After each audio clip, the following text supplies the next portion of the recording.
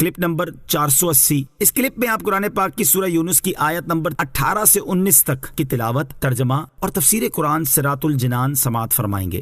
بسم اللہ الرحمن الرحیم۔ ترجمہ، اللہ کے نام سے شروع جو نہایت مہربان رحمت والا ہے۔ وَيَعْبُدُونَ مِن دُونِ اللَّهِ مَا لَا يَضُرُّهُمْ وَلَا يَنفَعُهُمْ وَيَقُولُونَ هَؤُلَاءِ شُفَعَاؤُنَا عِندَ اللَّهِ قُلْ أَتُنَبِّئُونَ اللَّهَ بِمَا لَا يَعْلَمُ فِي السَّمَاوَاتِ وَلَا فِي الْأَرْضِ سُبْحَانَهُ وَتَعَالَى عَمَّا يُشْرِكُونَ۔ ترجمہ، اور یہ مشرک اللہ کے سوا ایسی چیز کی عبادت کرتے ہیں جو نہ انہیں کوئی نقصان دے سکے اور نہ نفع دے سکے، اور یہ کہتے ہیں کہ یہ بت اللہ کی بارگاہ میں ہمارے سفارشی ہیں۔ تم فرماؤ، کیا تم اللہ کو وہ بات بتاتے ہو جو اس کے علم میں نہ آسمانوں میں ہے اور نہ زمین میں؟ وہ ان کے شرک سے پاک اور بلند و بالا ہے۔ وَيَعْبُدُونَ، اور وہ عبادت کرتے ہیں۔ مشرکین بتوں کی عبادت بھی کرتے تھے اور انہیں اللہ عز و جل کی بارگاہ میں اپنا شفیع بھی مانتے تھے۔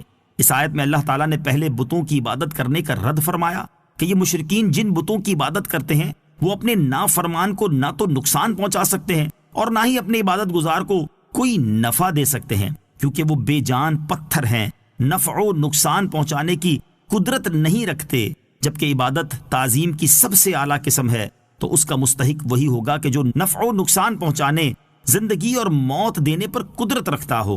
اس کے بعد بتوں کو اللہ عز و جل کی بارگاہ میں اپنا شفیع ماننے کا رد فرمایا۔ بعض مفسرین فرماتے ہیں مشرکین کا عقیدہ یہ تھا کہ صرف اللہ تعالیٰ کی عبادت کرنے کے مقابلے میں اللہ عز و جل کی تعظیم اس میں زیادہ ہے کہ بتوں کی عبادت کی جائے، اور وہ یہ کہتے تھے کہ ہم اس قابل نہیں کہ اللہ عز و جل کی عبادت کر سکیں، اس لیے ہم ان بتوں کی عبادت میں مشغول ہوتے ہیں کیونکہ یہ اللہ تعالیٰ کی بارگاہ میں ہماری شفاعت کریں گے۔ بتوں کو شفیع ماننے اور اللہ تعالیٰ کے نیک بندوں کو شفیع ماننے میں فرق۔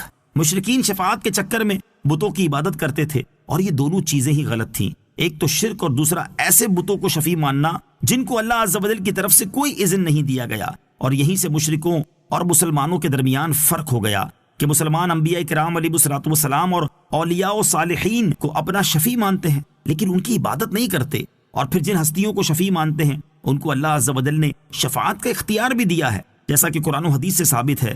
تو گویا مشرکوں نے دو کام کیے اور دونوں غلط، یعنی شرک اور نا اہلوں کی شفاعت کا عقیدہ، اور مسلمانوں نے عقیدہ شفاعت رکھا لیکن ویسا جیسا ان کے رب کریم عز و جل نے فرمایا۔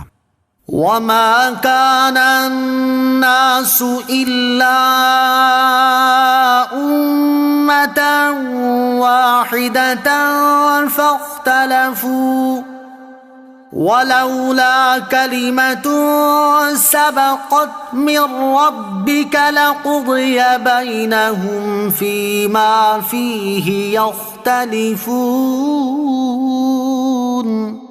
ترجمہ، اور سب لوگ ایک ہی امت تھے پھر مختلف ہو گئے، اور اگر تیرے رب کی طرف سے ایک بات پہلے نہ ہو چکی ہوتی تو ان کے درمیان ان کے باہمی اختلافات کا فیصلہ ہو گیا ہوتا۔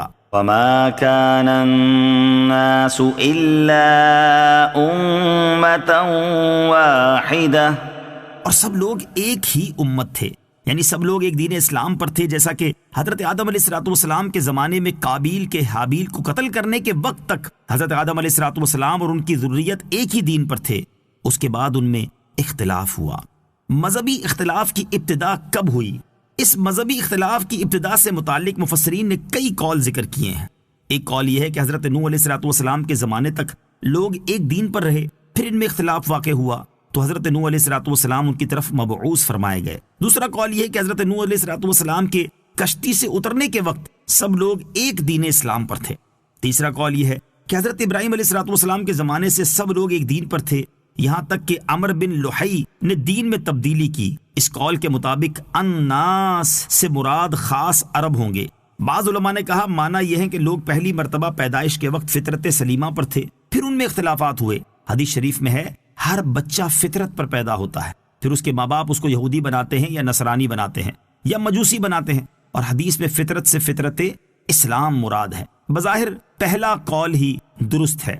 ولولا كلمة سبقت من ربك، اور اگر تیرے رب کی طرف سے ایک بات پہلے نہ ہو چکی ہوتی، ارشاد فرمایا کہ اگر تیرے رب عز و جل کی طرف سے ایک بات پہلے نہ ہو چکی ہوتی کہ کفار کو مہلت دی جائے گی اور ہر امت کے لیے ایک میعاد معین نہ کر دی گئی ہوتی، یا اعمال کی جزا قیامت تک مؤخر نہ فرمائی گئی ہوتی، تو دنیا میں ہی ان کے درمیان ان کے باہمی اختلافات کا نزول عذاب سے فیصلہ ہو گیا۔